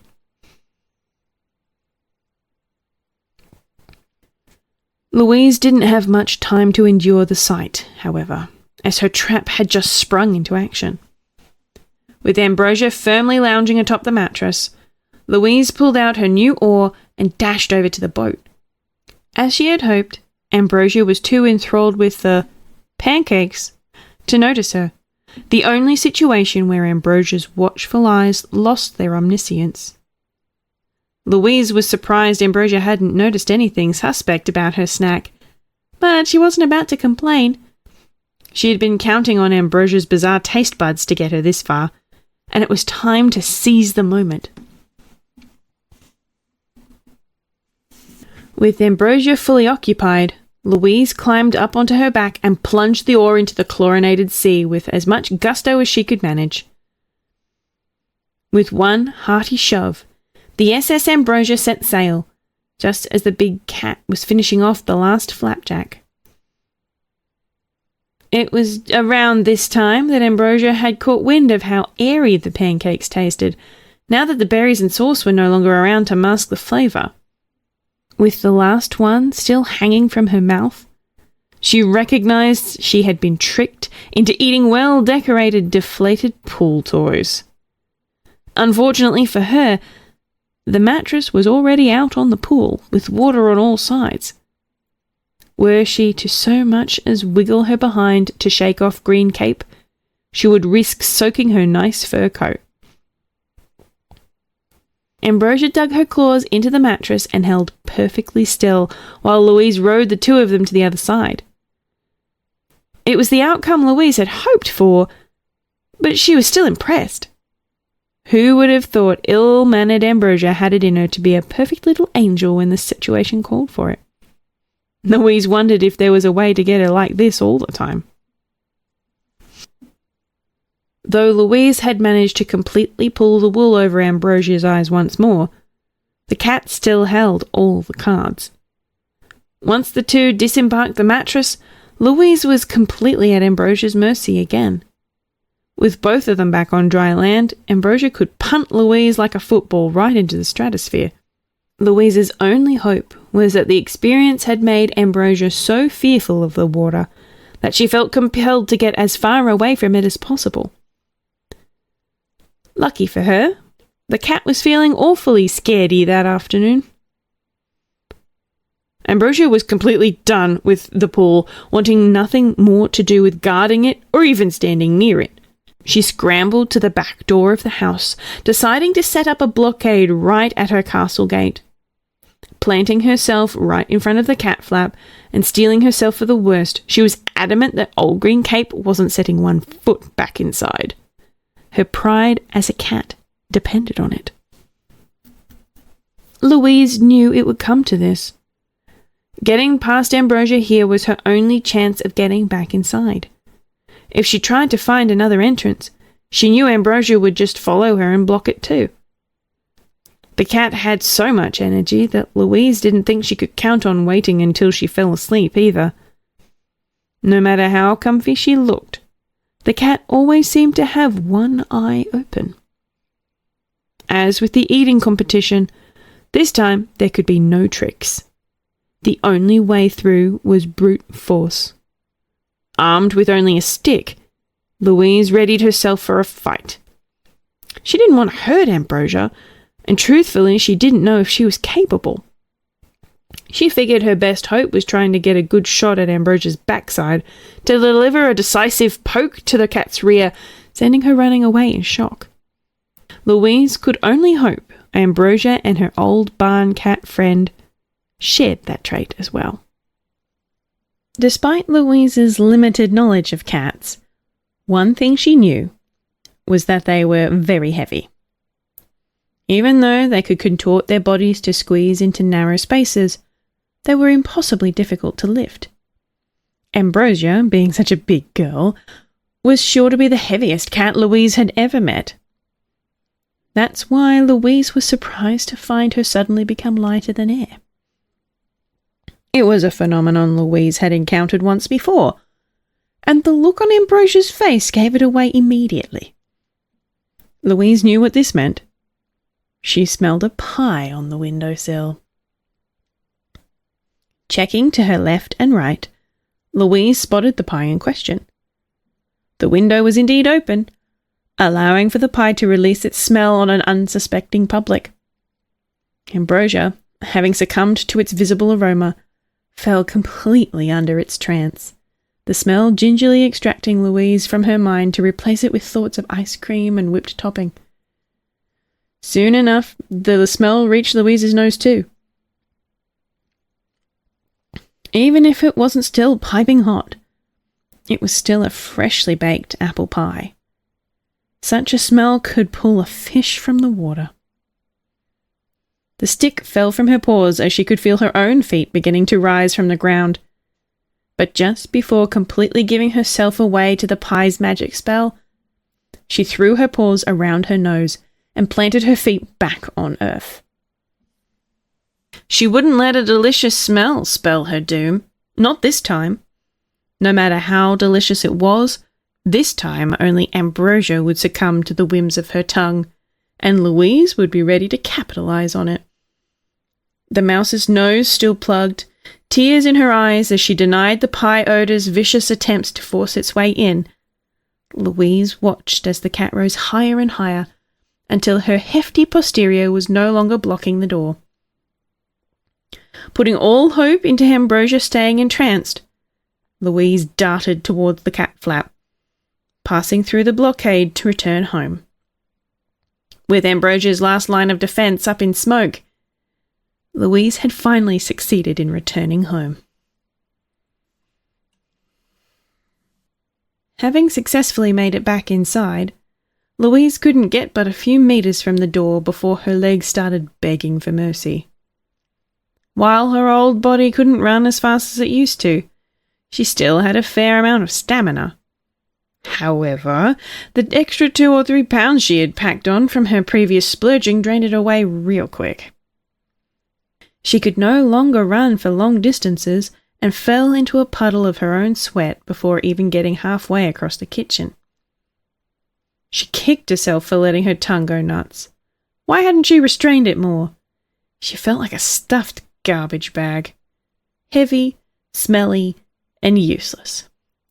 How did Ambrosia carry such a gut around all the time? If Louise were a cat of her stature, she'd have been sleeping 20 hours a day.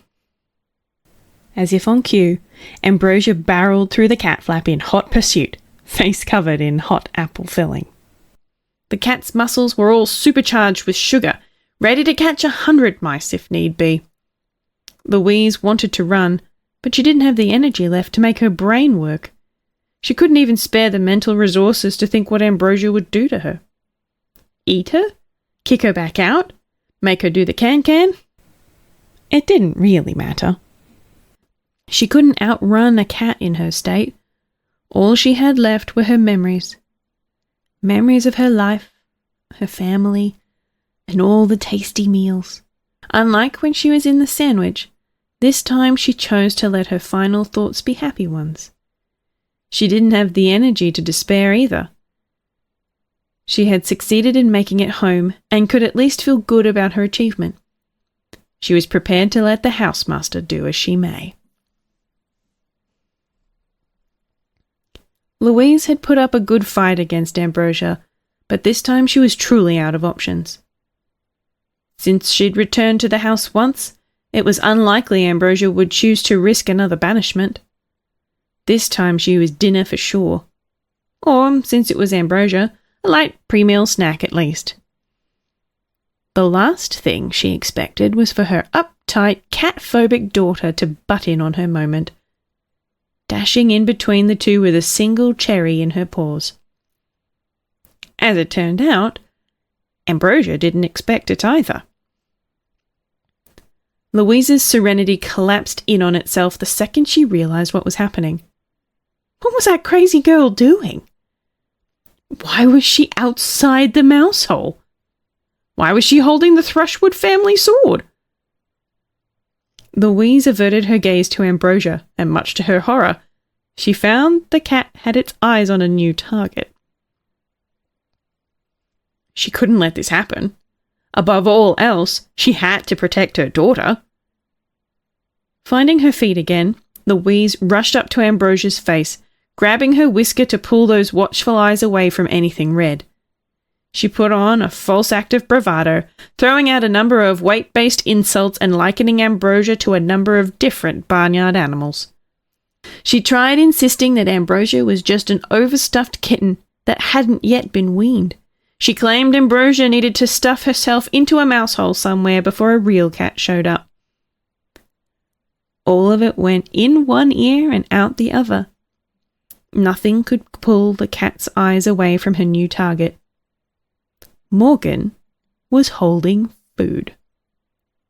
Ambrosia's food.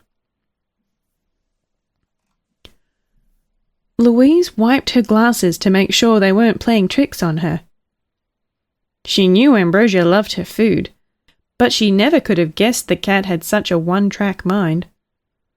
Louise thought that a little ego jabbing would make Morgan a shadow in the cat's mind, but that couldn't have been further from the truth, as Ambrosia got her food-obsessed rear in gear for a good old-fashioned mouse chase.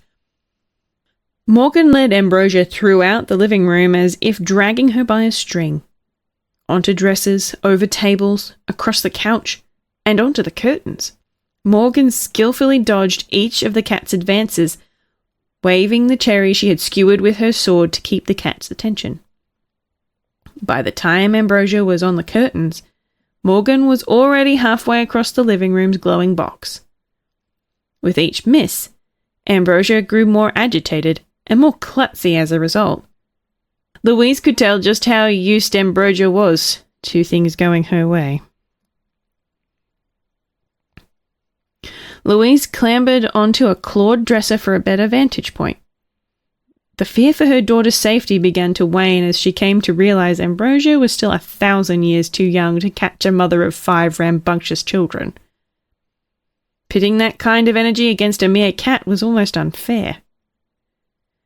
However, what perplexed Louise wasn't Morgan's agility, but her courage. She couldn't shake the image of that scared little girl cowering under her covers all those years ago. To go from that to serving as live bait to a mad tigress seemed so improbable. It seemed more like something Adam would do. Or Davy. Not Morgan. What had possibly inspired her to carry out such a crazy stunt? Finding no answer and seeing nothing she could really do, Louise decided to kick back and watch the show. Poor Ambrosia. She may as well have been chasing the laser pointer again. While Ambrosia was neither fast nor agile, one thing Louise couldn't fault her for was her persistence. That cat didn't know when to quit. Even though her chances of catching Morgan were slim, she looked to be attempting to win a war of attrition, exhausting Morgan until she was easier to catch than a stuffed toy. Fortunately for the Thrushwood family, Morgan had prepared for this strategy. With a wide lead on the cat, Morgan tagged out, ducking behind a corner to sub in Ambrosia's second jester Abigail, who emerged from the corner carrying a blueberry. As the mice expected, Ambrosia saw the new food and instantly had a new target. With less speed but just as much agility as her sister, Abigail led Ambrosia into another new room Louise had never seen.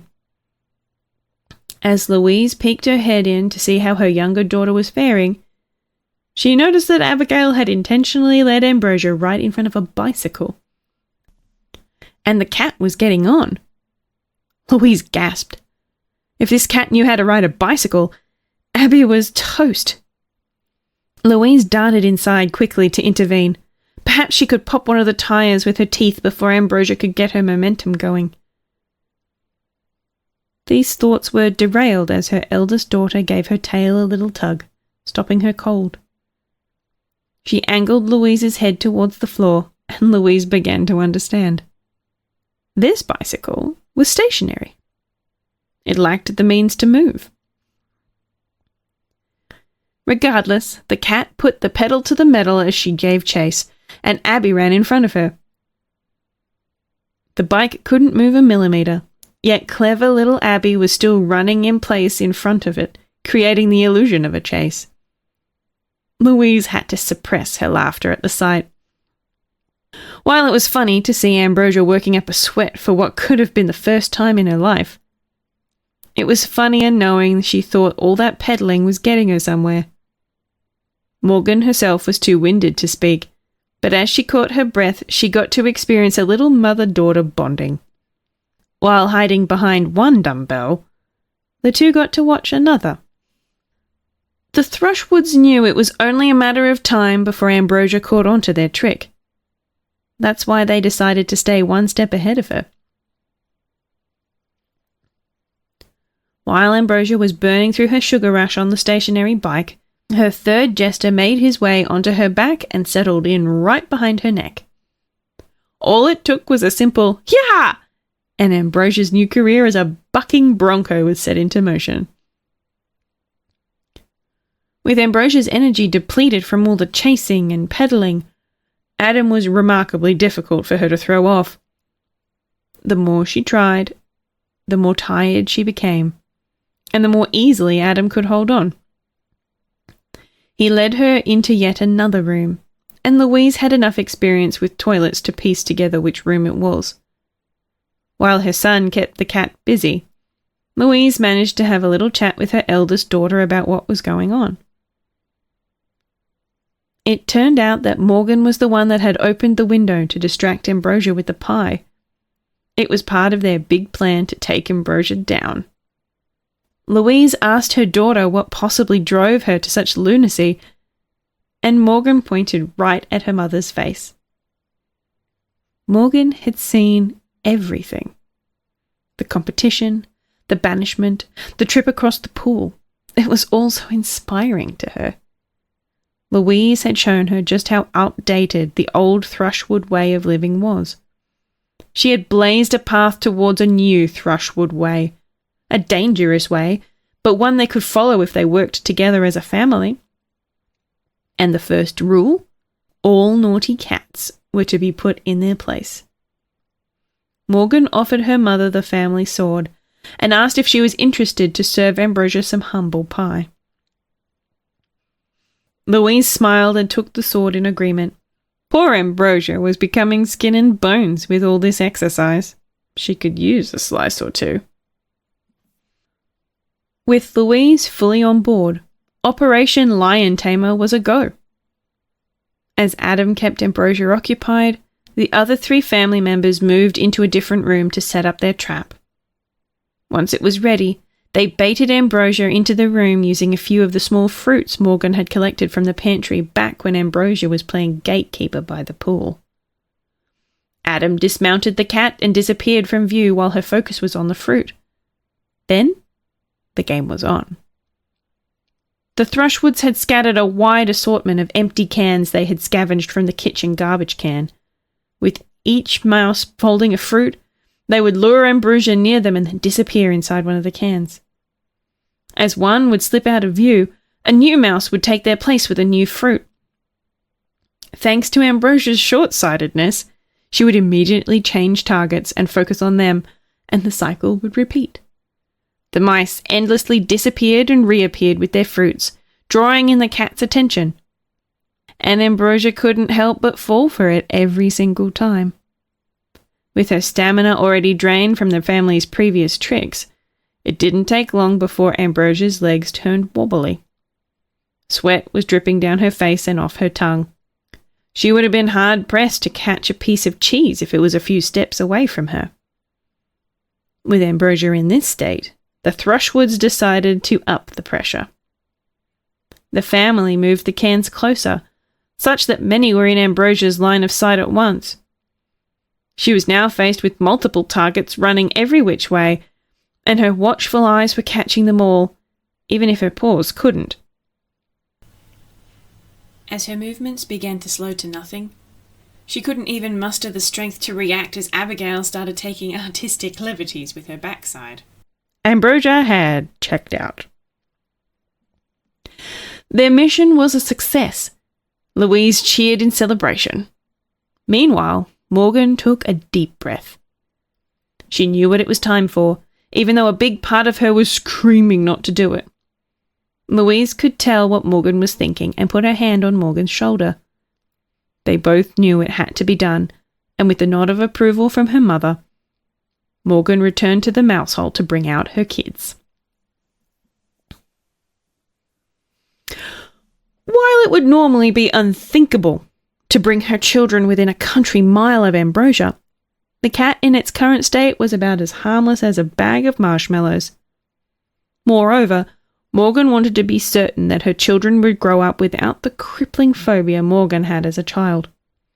She wanted them to see Ambrosia as a big, lovable teddy bear, and if Ambrosia didn't fit the archetype, then they'd file away all the rough edges until only the cuddly plush centre remained.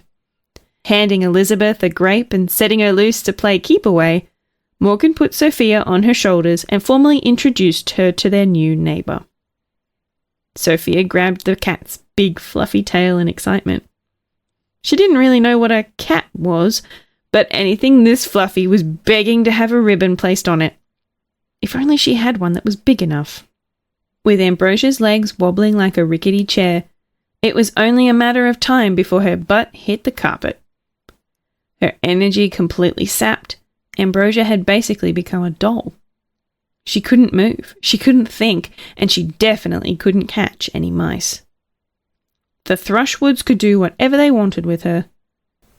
That being said, she wasn't exactly of the right proportions to be booted out the window with a golf club, or even physically pushed out of the room. Once she got her energy back, they'd likely be in the same situation they were in before. It was clear something else needed to be done, and Morgan had an idea what that was. Taking Sophia and Elizabeth with her, she instructed Adam and Abigail to take the cat's measurements using the tape measure they scavenged while setting up their trap. While those two took the measurements, Louise stayed behind to supervise and make sure Ambrosia didn't come to her senses. It was hard to believe the cat posed such a major threat back when Louise was working alone. All it took was a little family assistance, and the situation went from begging the cat for mercy to figuring out what size underwear she wore. She watched as Ambrosia panted, her long tongue that was once exclusively used to facilitate her eating regiment, now dangling uselessly from her mouth like a sleeping snake. Louise smiled as she watched the sight, but she wasn't feeling a sense of schadenfreude as she might have thought. After all the trials and tribulations the two had gone through that day, Louise had started to grow attached to the big kitty, in the same way she grew attached to her old barn cat friend. Ambrosia was starting to feel like a member of the Thrushwood family, and seeing her sit down and behave like a good girl filled Louise with something she could only call parental pride. Perhaps all Ambrosia needed to change her ways was a strong motherly role model. Louise would have to talk to Morgan about a rehabilitation program once the cat was properly dealt with. Abigail looked shocked as she read the numbers on the tape measure, though Louise couldn't figure out if it was because they were too high or too low. Either way, they raced off to report their results to Morgan. Ambrosia could no longer deny it. She was tired. If she couldn't find a source of energy soon, the mice would get away with her food scot-free. She was currently in the Home Office, and she had already emptied the mini-fridge she kept stashed in there earlier. But the kitchen was still only one room away. All she had to do was get back to it, and she'd have all the food she needed. However, her legs were so weak it would be a stretch to say that she could make it that far. She could crawl for it, or perhaps squirm on her belly, but she didn't want to give the mice the satisfaction of seeing her reduced to such a state. If she took a nap, it would be just as effective as a seat at a buffet table. But that was the one thing she absolutely could not do. No cat worth its salt went to sleep when mice were on the loose. Her reputation would never recover. With her options limited, a miracle suddenly dropped in her lap. The faint aroma of milk drew her attention to a trio of mice that were unfamiliar to her. They were carrying with them her saucer of milk and dropped it a few steps away from her. At first she thought they were taunting her, but then she realized it was meant to be a gift. Ambrosia didn't like it. The idea of relying on mice to get her out of a jam sickened her. But perhaps she could rationalize it by claiming these mice as her new servants. Wholly different from the evil mice that wanted to steal her food. Then Ambrosia wouldn't have to worry about showing gratitude or owing them favours. Seeing no better choices available to her, she decided to accept their offer. It was time to refill her tank. Ambrosia only had one thing on her mind. She had to lap up that milk as fast as possible and get back in the game. The longer she was out of commission, the more food those mice would steal. She snatched the bowl off the ground and bathed her tongue in the sweet nectar, gulping it down as fast as she could. As the energy from the milk began to restore her senses, the tiniest squeak drew her attention to her feet. Another tiny mouse in a pink dress and a gloomy-looking one dressed similarly to the red-caped mouse were standing before her. In the pink one's paws was a striped straw.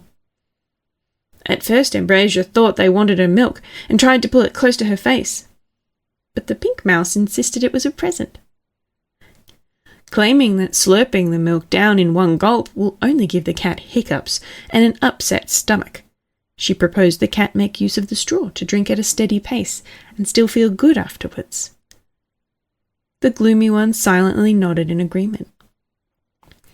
Ambrosia felt a little ashamed once again to be relying on mice to help her get back in fighting shape, but she once again rationalized it by asserting these two mice were her new servants. It was their duty to get Ambrosia back on her feet, and it was her duty to make them do their duty. With that thought stapled into her brain, she accepted the straw without so much as a nod of appreciation, shooing the mice away. Then she set the bowl down to enjoy her drink through her new utensil, feeling very satisfied with herself. It wasn't long after that a third wave of mice appeared with more to offer Ambrosia, though the cat was better acquainted with this lot. Wearing their hats from before, Ambrosia's 3 jesters returned with a blanket and a fresh glass of milk. They claimed they wished to offer their full loyalty to their queen once again. Ambrosia was naturally sceptical, so they began their appeal. Unfurling the blanket, they wrapped it around Ambrosia's backside and folded it underneath her until snug. To Ambrosia's surprise, it was a perfect fit, and was awfully comfy at that. She wasn't about to turn away a soft blanket during a meal, so she let it be. Then the mouse in the blue shirt started juggling for her. It was decently entertaining, so she let it be. Finally, the red-caped mouse refilled her milk bowl with the bottle. The new milk had a remarkable warmth to it that made it go down so much smoother.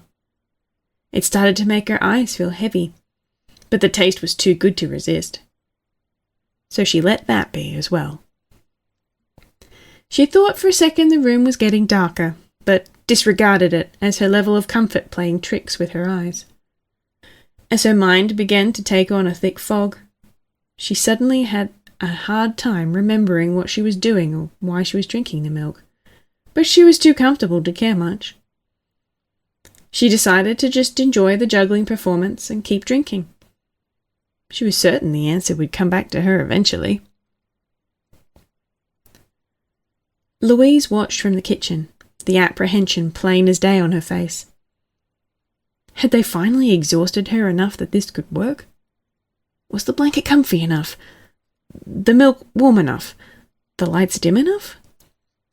Louise watched those watchful eyes carefully as they got closer and closer to closing, hoping that for once Ambrosia would let them take a break. Back and forth, Ambrosia was rocked in her blanket. She hadn't even yet noticed that her paws had been tucked snugly inside, turning her into a fully loaded cat burrito. All that remained exposed was her face, and with the straw still in her mouth, she was unhindered to continue slurping up more of the delicious, warm milk. If the milk and rocking weren't enough, one of her 2 rockers began to sing a soft lullaby right into her ear, and at that point Ambrosia's eyes gave up the futile effort of staying open. After a few minutes more of rocking and singing, bubbles began to form in Ambrosia's milk bowl. That clinched it. If Ambrosia was blowing out of a straw that could be used to suck in more sustenance, there was no way she was still awake. Morgan lifted the cat's heavy eyelid. Much like the cat's goofily satisfied grin, the eye said it all. Ambrosia was on vacation in dreamland, and the Thrushwoods were the furthest thing from her mind. Douglas gave the signal to his grandmother that the coast was clear. Louise beamed with delight. She was proud of the whole family for all the work they put in. She knew they could do it. And now it was time for the Thrushwoods to collect their just reward. The food from the fridge that Louise had won during her earlier competition. She and Ambrosia had never agreed upon an exact amount of food, but in an interest in forgiving Ambrosia, Louise decided to take a little more than originally planned and call them square, putting all the dirty deeds behind them. The kids were perhaps having a bit too much fun collecting the spoils, but Louise couldn't blame them. Were she not required to be the adult, she would have joined right in. The wagon was fully loaded and ready to go, but that in itself posed a problem. How were the Thrushwoods going to drag a food-stuffed wagon back to their mouse hole? They'd have better odds trying to roll Ambrosia down the hall. After all attempts at pushing the wagon proved fruitless, Morgan got another idea. She went back home to grab her mother's fishing rod, though when she came back, her plan got put on the back burner. As Morgan returned, she found her family treating Ambrosia's head as their own personal jungle gym. Deciding that it would be unwise to raise her voice, she gave her mother a stern look of disapproval. Louise giggled, setting down a wet floor sign beside the stream of drool pouring from Ambrosia's mouth. It was clear that the cat wouldn't be causing trouble in her current state, even if she did wake up. So why not let the kids have their fun? Morgan wanted to protest, but she did say earlier that she wanted the kids to overcome their fear of cats. With two of her triplets playing double dutch with the cat's whiskers, and her youngest daughter applying a green ribbon to the top of the cat's head, it seemed like fear was the last thing on any of their minds. Her layabout siblings were even taking photos of themselves, standing atop the beast they bested. However, Morgan had to draw the line at Elizabeth, who was sneaking a bite of chocolate from their haul. Morgan wasn't about to have her kids spoiling their dinner on such a special day. Morgan's plan was simple. All they had to do was dangle something delicious in front of Ambrosia's face, and Ambrosia would undoubtedly move towards it, asleep or no. Tying a turkey leg to her fishing rod, Morgan attempted to drag Ambrosia into a half-conscious state, but it didn't seem to be getting the job done. Ambrosia just kept snoring away. Knowing the cat pretty well, Louise asked to see Elizabeth's chocolate. With just a little bit of chocolate slathered on the turkey leg, Ambrosia's engine turned on. She inched forward like a worm, her limbs still contained within the blanket, and her tongue rolling along the floor to lap up the fatty drippings. Before she could squirm away, Louise cut open the back of Ambrosia's blanket with her sword to expose the cat's tail, fashioning the cut portion into a makeshift Thrushwood flag. Then they tied the wagon to Ambrosia's tail, turning the cat worm their own personal delivery service. She did such a good job with the first batch of groceries, there was enough time to make a second trip.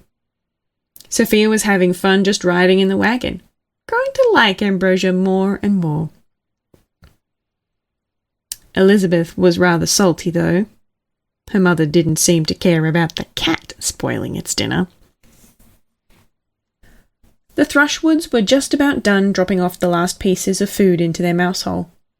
It had taken a good 15 minutes, but thanks to Ambrosia they managed to get 3 wagons worth of food, enough to last a year or more if they were smart about it.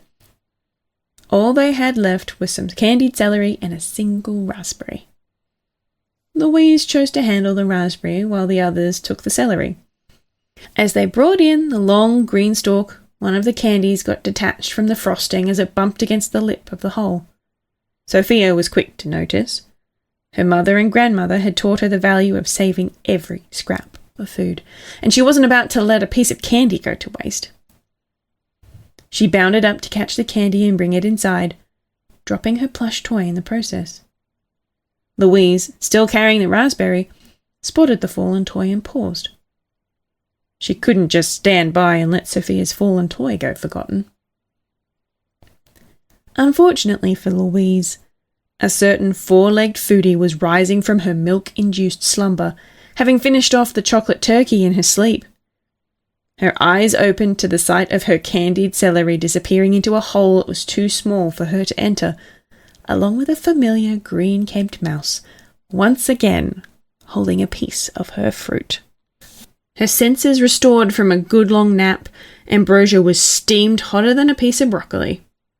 She absolutely wasn't letting her prey get away, but she needed to do something about the plush blankets suppressing her limbs. Too frustrated to simply unroll herself, she tore through the blanket with her claws, turning the cloth into a new fashion statement. She realized this new outfit covered up her intimidating fur markings, so she grabbed a nearby paintbrush and quickly remedied the issue. With a newly painted angry skull on her side, her paw came down in front of the mouse hole to block off the green-caped mouse's escape route. This time, none of the mouse's fancy tricks would save it. This mouse would be the one to pay the price for stealing her beloved food stash, and no tantalizing foodstuffs were going to distract her. Ambrosia was too hungry for vengeance to let that happen again. With Ambrosia's watchful eyes locked on the green-caped mouse, there was nowhere to hide. And with her fabulous self now being bright-eyed and bushy-tailed, there was no way to run either. All the mouse could manage was to pull a pitiful-looking toothpick from its side, as if that could do anything. Puffing up her fur as best she could despite the restriction of the blanket, Ambrosia released a mighty roar, baring her sharp fangs as well as she could. The mouse's reaction wasn't as spectacular as Ambrosia was hoping, but she could see the mouse's lips quivering under the pressure. It was only a matter of time before it cracked. All Ambrosia had to do was hold still and look scary until then. Louise could no longer hold in her laughter. Seeing the cat with chocolate smeared on its face and the bow in its hair was silly enough, but the wacky decal she had painted on her blanket was beginning to run, making for an even sillier display. It was like Louise was watching her two granddaughters wearing a big cat disguise, trying to look intimidating while being also unable to resist a cute accessory. Seeing the antics of her grandchildren on such a giant figure created a visual conflict that was just too comical. Louise had no choice but to laugh. She dropped her sword to the ground and held her stomach, trying her best not to fall over. It was impossible for her to feel endangered. After all, how could she be scared of her own grandchild staring her down? Ambrosia wasn't having any of it. There was no way she was finishing off a mouse while it was keeling over laughing at her. If she swallowed such shame, it would surely come rising back up later. As her tunnel vision faded, she realized what the mouse was laughing at. She licked her lips and tasted the chocolate on her cheeks, then noticed the paint running on the sack that encompassed her body. She had to do something about this. First, she tore open the front of the blanket to hide the paint and rose onto her hind legs to make herself look bigger. She even used the blanket to increase the enlargement effect. Then she dealt with the chocolate by grabbing a can of whipped cream from the kitchen and spraying her face with it. It covered up her messy face while also making her look crazy and rabid. With this setup, that green-caped mouse was sure to fear her. By the time Ambrosia returned, Louise's first laughing fit led straight into her second. She fell onto her back, rolling with laughter at the silly kitty wearing a blanket like a cape and sporting a whipped cream beard. It was just like her grandsons playing their make-believe game, and the little bit of whipped cream on Ambrosia's whisker ruined any illusion of her looking rapid. Louise just couldn't stop laughing. She had no idea Ambrosia was such a comedian. Ambrosia was turning red in more ways than one. She couldn't believe this mouse was still laughing at her. There had to be some explanation. She gave herself a once-over if there was anything else embarrassing she was missing, until finally spotting the bow on her head. She tugged at it with her paws, but it was tied far too tight for her to remove. She scowled, impatiently tapping her front toes. This called for drastic measures. Ambrosia grabbed the paintbrush and stormed off to prepare. This time she was pulling out all the stops. Standing up on her hind legs to look as big as possible, she drew a scary face on her belly and lit some candles to create some spooky atmosphere. She set the candles around herself and made a spooky face to match her belly face, while covering the little bow on her head with the blanket to maximize the scare factor. She made sure there was nothing left to laugh at. The mouse would surely turn pale with fear. Louise put up her paw to beg for mercy. She couldn't take any more of this hilarity. While Ambrosia was busy making herself look scary, she failed to notice that her tail was getting a little too warm. It wasn't until she started smelling the smoke that she finally realized what was happening. And as she ran away in terror, she finally managed to plant some fear in the green-caped mouse's heart. Ambrosia was far too panicked to even think about heading for the nearest source of water, and after her third lap around the living room, Louise could tell she needed help. It would take far too long to drag in a bucket of water, even with the entire family helping out. But as her eye caught on a shiny piece of metal, she realized that would be unnecessary. The air machine Ambrosia was playing with earlier was still in the living room. Louise snapped her fingers as if to say, Eureka! Fire needed air to survive. If she could remove all the air around Ambrosia's tail, it would snuff out the flame in an instant. And if she could put out that fire, it would put her in Ambrosia's good graces for sure. Maybe they could finally put all their bickering behind them. With no time to lose, Louise powered on the air machine and flipped it into reverse, pointing it right at Ambrosia's tail as the cat came around for lap 4. At first, Ambrosia felt a sense of relief as her burning backside suddenly cooled. It was short-lived, however, as the cat soon came to realize there was yet another creature in their house more gluttonous than she was. Ambrosia's gut held out for as long as it could against the vacuum's powerful suction. But eventually, the nature of her feline body gave out and took the shape of its container. By the time Louise shut off the machine, Ambrosia had become a half-cat, half-vacuum hybrid, her fluffy tail sticking out the back to complete the look.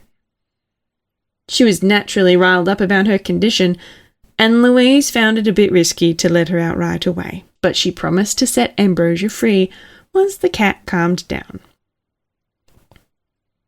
Before that, Louise had something more important to tell her. Having seen Ambrosia's vulnerable side and realizing just how similar she was to her own family, Louise made her decision. She would adopt Ambrosia as an honorary Thrushwood, warts and all. She knew it would be difficult to integrate a cat into a family of mice, but she was confident they could work out their differences and develop a loving and happy relationship. Louise gave Ambrosia's vacuum tube an accepting hug to seal the deal. Ambrosia was grumpy beyond belief. First, she got sucked into a vacuum, and then a mouse wanted to be her mum. However, with her pride as a cat thoroughly stomped out from her prior embarrassments, she was begrudgingly forced to admit that she was not the mice's superior. And if that was the case, why not accept the offer? Without them being afraid of her, they were no fun as toys. And being a mouse couldn't have possibly been more humiliating than being the mouse's enemy. And so, though one party was much more eager than the other, a new familial bond was formed. While Ambrosia wasn't the sunniest flower in the field, she eventually was able to calm down enough for the Thrushwoods to free her from the vacuum. Once Ambrosia was out, She couldn't rightly start eating or banishing her family. She was stuck between a rock and a hard place. All she could do was accept her new lot in life, as the youngest child of an elder mouse. Louise was no fool when it came to raising kids. She was certain Ambrosia would have her moments of acting out and rebelling, but Louise was confident she and the rest of the family could keep her in line. Besides, the family owed Ambrosia a big favour for introducing them to the new Thrushwood way. A lifestyle without settling for table scraps, where one states what they want and pursues it. They owed it to her to teach her to become a model kitty. To kick off the teachings, Ambrosia would have to pay the consequences of her misbehaviour. Louise wanted to be a good mother after all, so as punishment, Ambrosia's desserts were greatly reduced in portion size for a whole week.